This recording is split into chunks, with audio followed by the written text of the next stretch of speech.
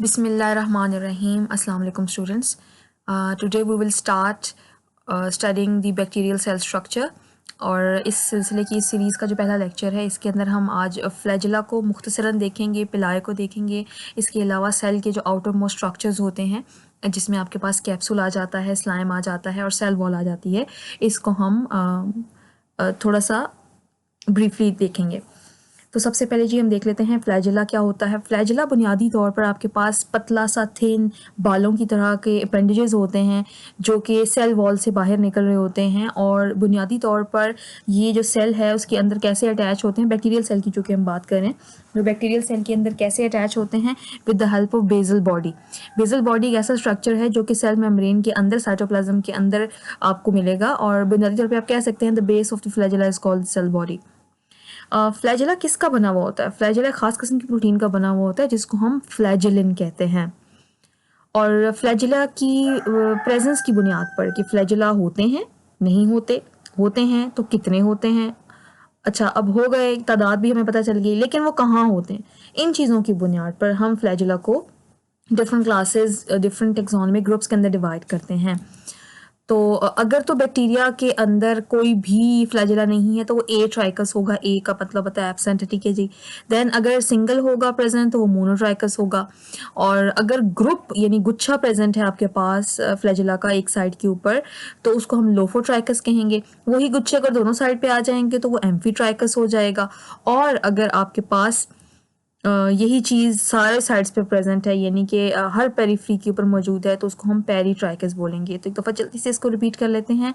No flagella is called atrichous, single flagella is monotrichous, and one tuft or bunch or group of the flagella is present at one side of one pole that is called lophotrichus, and when the tuft and the bunch of the flagella or single flagellum present on the both poles, both sides, that is called amphi का मतलब आपको पता है कि two amphitrichus, and when all the surface of the bacteria is covered with that of the flagella, that group of the bacteria is called peritrichus। यहाँ पर कुछ और बातें भी बताना बहुत ज़रूरी हैं कि ज़्यादातर जो आपने बैक्टीरिया की शेप्स पढ़ी हैं जो कि 3 हमने डिस्कस की थी इससे लास्ट चैप्टर में, लास्ट टॉपिक में sorry, that is the bacilli, spirals and the cocci. Cocci rarely have flagella, ठीक है, ये एक इंपॉर्टेंट बात आप नोट कर लीजिए। कोकाई में शाज़ो नादिर कोई पे आपको फ्लैजिला दिखाई देंगे, जबकि ज़्यादातर फ्लैजिला किस में दिखाई देंगे आपको? बेसिलाई में दिखाई देंगे या फिर स्पाइरल में आपको दिखाई देंगे। तो आपके पास फ्लैजिला का बुनियादी काम क्या होता है? फ्लैजिला का बुनियादी काम उसकी मोटिलिटी, उसकी मूवमेंट में हेल्प करना होता है, बैक्टीरिया को ये मूव कराने में हेल्प करता है। और इसके अलावा ये जो ये ख़ास तरह के फंक्शन भी कर रहा होता है कि कुछ आपके पास बैक्टीरिया के अंदर ये मुख्तलिफ केमिकल्स को पहचानता भी है, उसको डिटेक्ट भी करता है और उन केमिकल्स की तरफ भी मूव कर सकता है और उससे अवे भी मूव कर सकता है, डिपेंड कि उसको फूड चाहिए या उसकी वो केमिकल अट्रैक्ट कर रहा है, उसको कीमो अट्रैक्टेंट है तो वो उसकी तरफ मूव करेगा, और अगर वो रेपेलेंट है तो उससे अवे मूव करेगा। तो ये जो प्रोसेस होता है जिसमें bacteria towards or away move करता है towards any chemical stimulus, that process is called, that movement is called chemotaxis। और अगर वो towards move करेगा that is positive chemotaxis, और अगर वो उससे away करेगा that is negative chemotaxis। Now we will discuss the next feature of the bacterial surface, that is पिलाए। पिलाए क्या होती हैं? ये hollow होती हैं, ठीक है, नॉन हेलिकल होती हैं और फिलामेंटस होती हैं, छोटी होती हैं as compare to that of the flagella. Appendages होते हैं ये, और फ्लैजिला की निस्बत काफ़ी छोटी हैं और ये इन्वॉल्व नहीं है मोटिलिटी में, ये बात याद रखनी है। और आपके पास एक और इम्पॉर्टेंट बात जो यहाँ पर आप ध्यान में रखिएगा, दैट इज़ कि आपके पास सिर्फ ये ग्राम नेगेटिव बैक्टीरिया में आपको ट्रू पिलाए नज़र आएंगी, और ये एक स्पेशल प्रोटीन की बनी हुई होती हैं। उस प्रोटीन का नाम पिलीन है। फ्लैजिला में फ्लैजिलिन की थी, यहाँ पे ये पिलीन से मिलके बनती हैं। जो बुनियादी तौर पर आपके पास जो मीटिंग का प्रोसेस होता है, दोनों डिफरेंट किस्म के जो आपके पास बैक्टीरियल स्ट्रेन्स होते हैं उनका आपस में फ्यूजन होता है, यानी कि वो आपस में जेनेटिक मटेरियल एक्सचेंज करते हैं, जैसे आप इस फिगर में देख सकते हैं। तो वो किसके ज़रिए जेनेटिक मटेरियल एक्सचेंज करते हैं? दोनों की पिलाएँ आपस में फ्यूज़ करती हैं एक स्पेशल प्रोसेस के थ्रू। उस प्रोसेस को हम बोलते हैं कॉन्जुगेशन। उस कॉन्जुगेशन के प्रोसेस में ये आपके पास पिलाएँ इन्वॉल्व होती हैं, और कुछ पिलाएँ का मकसद जो होता है वो सिर्फ ये नहीं होता कि वो कॉन्जुगेशन करें, बल्कि कुछ पिलाएँ आपके पास बैक्टीरिया को मुख्तलिफ सरफेस के ऊपर अटैच करने में भी हेल्प आउट करती हैं। अब हम देख लेते हैं जी सेल इन्वेलप को, जो आउटर रैपिंग होती है बैक्टीरिया की, जो आउटर एक्सटर्नल स्ट्रक्चर्स होते हैं बैक्टीरिया के। बैक्टीरिया का जो सरफेस होता है और उसकी जो वॉल होती है वो काफ़ी डाइवर्स होती है। कलेक्टिवली आपके पास जो एक्सटर्नल लेयर है बैक्टीरिया की ऊपर जो प्रेजेंट है उसके सेल के प्रोटोप्लाज्म के बाहर, उसको हम सेल इन्वेलप कहेंगे, जिसके अंदर आपके पास कैप्सूल आ जाता है, स्लाइम लेयर आ जाती है और सेल वॉल आ जाती है। इनको हम कलेक्टिवली क्या बोलते हैं? Cell envelope. तो ग्लाइकोकैलिक्स जो है आपके पास वो क्या है? कोटिंग जो मॉलिक्यूल्स हैं जो कि सेल वॉल के बाहर होंगे उसको हम ग्लाइकोकैलिक्स कहेंगे, यानी सेल का छिलका, ठीक है, जो उसके सेल वॉल से बाहर है। अब बुनियादी तौर पर इसमें दो चीज़ें होती हैं, या तो इसमें स्लाइम लेयर होती है या इसमें कैप्सूल होता है। स्लाइम लेयर और कैप्सूल में क्या फ़र्क है? कैप्सूल को देख लेते हैं। कैप्सूल हाईली ऑर्गेनाइज और टाइटली अटैच होता है, जबकि स्लाइम लूजली अटैच होता है। अच्छा, अब जो कैप्सूल है वो किसका बना होता है? वो ज़्यादातर आपके पास पॉलीसेकेराइड की यूनिट्स का हो सकता है, या प्रोटीन्स का हो सकता है, या हो सकता है दोनों का मिलकर बना हुआ हो, ठीक है। ये थोड़ा सा थिकर होता है, गमी होता है, और इसकी यही जो खुसूसियात होती हैं ये इसको पैथोजेनिसिटी फराहम करती हैं, और आपके पास इनकैप्सुलेटेड जो बैक्टीरिया हैं उनको स्टिकी अपीयरेंस देती हैं। कैप्सुलेटेड इनकैप्सुलेटेड बैक्टीरिया को कैप्सूल की वजह से स्टिकी अपीयरेंस मिलती है, ठीक है जी। अब आ जाते हैं स्लाइम की तरफ। स्लाइम जो है आपके पास लूज होता है, सॉल्युबल शील्ड होती है आपके पास मैक्रोमोलिक्यूल्स की, और जिसको हम स्लाइम कैप्सूल भी बोलते हैं, और ये ज़्यादा पैथोजेनिसिटी फ्राहम करता है एज़ कम्पेयर टू कैप्सूल, क्योंकि ये प्रोटेक्ट करता है बैक्टीरिया को कि कोई इसको खा ना जाए, यानी इसको इनगल्फ ना कर ले, यानी इसको फैगोसाइटोसिस से बचाता है, होस्ट के फैगोसाइटिक सेल से, जिसकी वजह से जब परसिस्टेंट हो जाएगा तो इजीली ये क्या करेगा? डिजीज़ कॉज करेगा। और जाहिर सी बात है जब इसको होस्ट का डिफेंस मैकेनिज्म इसको ख़त्म नहीं कर पाएगा तो फिर ये ज़्यादा ख़तरनाक हो जाएगा। तो बुनियादी तौर पर ये अटैचमेंट में हेल्प करते हैं, दोनों लेयर्स जो हैं आपके पास कैप्सूल एंड स्लाइम, विरुलेंस में हेल्प करते हैं और सेल को प्रोटेक्ट कर रहे हैं। नेक्स्ट चीज हम देखते हैं सेल वॉल। अगर हम एक्स्ट्रा सेलुलर सब्सटेंस जिनको हमने डिस्कस किया है कैप्सूल और स्लाइम, इसके बाद हम देखें तो हमारे पास एक और स्ट्रक्चर आ जाता है जो कि साइटोप्लाज्म मेम्ब्रेन से तो बाहर होता है लेकिन एक्स्ट्रा सेलुलर सब्सटेंसेस के अंदर की तरफ प्रेजेंट होता है। थोड़ा सा एक रिजिड सख्त सा स्ट्रक्चर होता है और ये बैक्टीरिया को शेप भी देता है। Yes you are right, I am talking about cell wall. Cell wall जो है आपके पास प्रोटेक्ट भी करती है सेल को और शेप भी देती है, और साथ में किस चीज़ से प्रोटेक्ट करती है? ऑस्मोटिक लाइसिस से, कि सेल के अंदर जब पानी बहुत ज़्यादा आता है तो सेल फट ना जाए। इसके अलावा यहाँ पर आपको स्क्रीन पे कुछ बैक्टीरिया दिखाई दे रहे हैं, माइकोप्लाज्मास हैं। माइकोप्लाज्मा के अंदर आपके पास सेल वॉल एब्सेंट है, तो ये इंपॉर्टेंट बात है, एमसीक्यूज़ में पूछी जाती है कि cell wall is only absent in माइकोप्लाज्मास।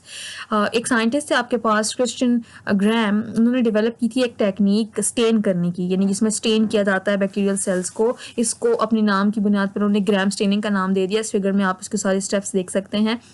इसमें फिक्सेशन होती है सबसे पहले, उसके बाद फिर आप क्रिस्टल वॉलेट ऐड करते हैं, पहला स्टेन, फिर आयोडीन के साथ उसको आप कॉम्प्लेक्स को रिजिडिटी देते हैं, या आप कह सकते हैं कि परसिस्टेंट बनाते हैं। देन डीकलराइजेशन करते हैं आप अल्कोहल से, एथेनॉल से, ताकि एक्स्ट्रा स्टेन निकल जाए। देन सेकेंडरी स्टेन जो है सेफ्रॉनिन, वो आप उसको डाल देते हैं ताकि अगर स्टेन निकल गया क्रिस्टल वॉलेट तो वो सेफ्रॉनिन के साथ बाइंड कर जाए। तो फिर आपको लास्ट में दो कलर्स मिलते हैं, या तो वो पिंक होगा, पिंकिश रेडिश, या फिर वो ब्लूइश एंड पर्पलिश कलर हो जाएगा। तो आपके पास अगर तो वो पर्पल कलर है तो वो ग्राम पॉजिटिव बैक्टीरिया आ जाएंगे, अगर उसमें पिंक और रेडिश कलर है that is gram negative bacteria. तो ये क्या चीज़ है gram positive and gram negative bacteria? ये बुनियादी तौर पर हम बैक्टीरिया को दो हिस्सों में या दो ग्रुप्स में डिवाइड करते हैं, gram positive bacteria and gram negative bacteria. किसकी बुनियाद पर? उस बुनियाद पर कि जिसके ऊपर अल्लाह ताला ने इनकी वॉल्स को कंस्ट्रक्ट किया है, क्योंकि दोनों की जो वॉल्स होती हैं gram positive and gram negative bacteria आपस में डिफर ही अपनी वॉल्स की बुनियाद पर करते हैं, जो सेल वॉल्स होती हैं।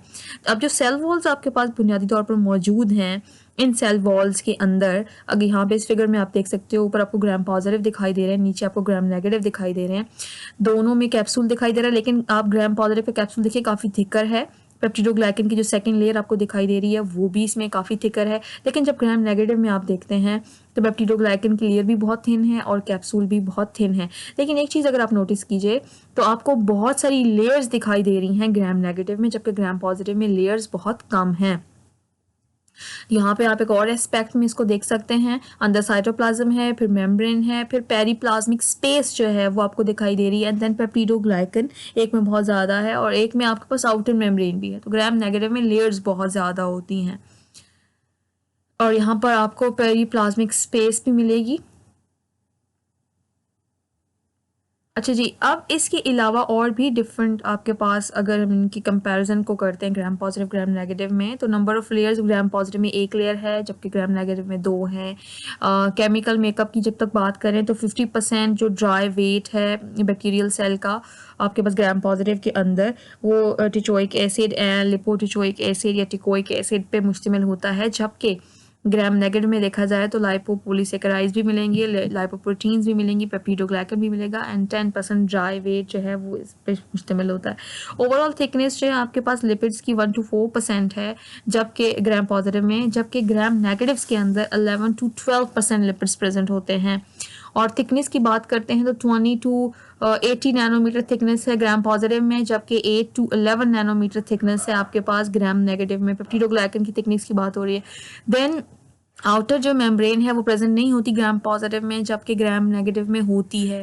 एंड पेरीप्लाज्मिक स्पेस जो है कुछ ग्राम पॉजिटिव में होती है, तमाम में नहीं होती, लेकिन पेरीप्लाज्मिक स्पेस आपको तमाम ग्राम नेगेटिव में मिलेगी। परमिएबिलिटी की बात की जाए तो आपके पास ग्राम पॉजिटिव बहुत ज़्यादा परमिएबल है, बहुत सारे केमिकल्स को अंदर बाहर आने जाने देता है, जबकि ग्राम नेगेटिव में परमिएबिलिटी इतनी ज़्यादा आपको नहीं मिलेगी, ये लेस परमिएबल होता है। अब नेक्स्ट मूव करते हैं जी, आपके पास इसमें होता क्या है कि ग्राम पॉजिटिव हो गया ग्राम नेगेटिव, दोनों में पेप्टिडोग्लाइकन तो है ही है जो कि यूनिक मैक्रोमोलिक्यूल है। पेप्टिडोग्लाइकन क्या है आपके पास, ये एक फ्रेमवर्क है लॉन्ग ग्लाइकन चेन्स का जो कि क्रॉस लिंक होती हैं विद पेप्टाइड फिलामेंट्स, जो कि आपको यहाँ पे इस फिगर में दिखाई दिया जा रहा है। और ये इंटैक्ट सेल वॉल के तौर पे एक्ट करती है, जो कि आपके पास केमिकल कॉन्स्टिट्यूएंट शुगर मोलिक्यूल है, टिचोइक एसिड है, लिपोप्रोटीन्स हैं, लिपोपॉलीसेकेराइड्स हैं, जो कि पेप्टिडोग्लाइकन के साथ लिंक अप होती हैं और उसको मजीद स्ट्रेंथ फ्राहम करती हैं। अब है क्या कि आपके पास जो अमाउंट है पेप्टिडोग्लाइकन की वो वेरिएबल है, वो आपके पास ग्राम पॉजिटिव में आपको ज़्यादा अमाउंट मिलेगी पेप्टिडोग्लाइकन की, ग्राम पॉजिटिव की निस्बत ग्राम नेगेटिव में वो अमाउंट काफ़ी हद तक कम हो जाती है। इंटैक्ट सेल वॉल जो है आपके पास जो होती है उसके अंदर मैंने आपको बता दिया कि डिफरेंट जो कंपोनेंट्स हैं like sugar molecules, teichoic acid, lipo proteins हैं, लिपोपॉलीसेकेराइड्स हैं, वो उसको मज़ीद लिंक अप करती हैं। कुछ आपके पास बैक्टीरियल ग्रुप्स ऐसे होते हैं जिनके अंदर सेल वॉल का जो स्ट्रक्चर है ग्राम पॉजिटिव का या ग्राम नेगेटिव का, उनके अंदर ये मौजूद नहीं होता, और कुछ बैक्टीरिया के अंदर तो सेल वॉल ही नहीं होती, जैसे माइकोप्लाज्मा हमने शुरू में डिस्कस किया था। और सेल वॉल आपके पास जो आर्कियो बैक्टीरिया होता है उसकी डिफरेंट होती है यू बैक्टीरिया की निस्बत, उनके अंदर पेप्टिडोग्लाइकन नहीं होता। ये एक इंपॉर्टेंट फीचर है, एक इंपॉर्टेंट बात है कि आर्कियो बैक्टीरिया कैसे वेरिएबल है, कैसे डिफरेंट हैं as compare to eubacteria. तो आप बता सकते हैं कि they do not contain peptidoglycan. उनके अंदर फिर क्या होता है, उनकी सेल वॉल्स में आपके पास प्रोटीन्स होंगी, ग्लाइकोप्रोटीन्स होंगी और पॉलीसेकेराइड्स होंगे।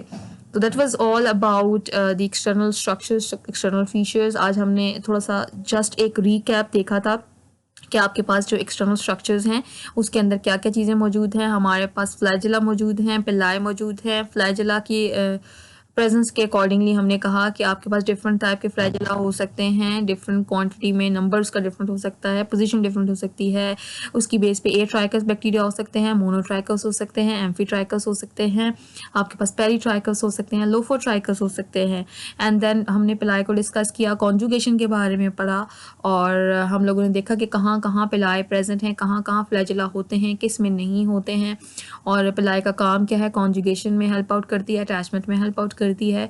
एक्सटर्नल फीचर्स की जहाँ तक बात करें, हमने स्लाइम को कवर किया, कैप्सूल को कवर किया, और हम लोगों ने कहा एक लूज अरेंजमेंट है, एक टाइट अरेंजमेंट है, एक थिक है, और एक ज़्यादा पैथोजेनिसिटी कॉज करवाती है, अटैचमेंट में हेल्प आउट कराती है, और इसको प्रोटेक्ट तो करती है, रेसिकेशन से बचाती है। सेल वॉल को हमने कहा कि तमाम बैक्टीरिया में सेल वॉल प्रेजेंट होती है, कुछ को छोड़ के, लाइक माइकोप्लाज्मा में एब्सेंट होती है।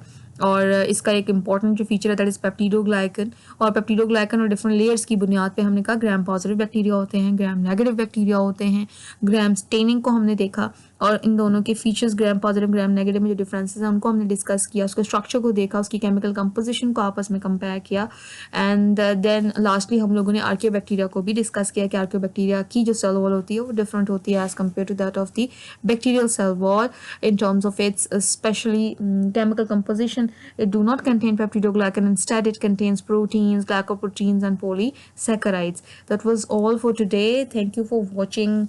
Thanks for your time and attention. See you in the next lecture. Till then, take care. Allah Hafiz.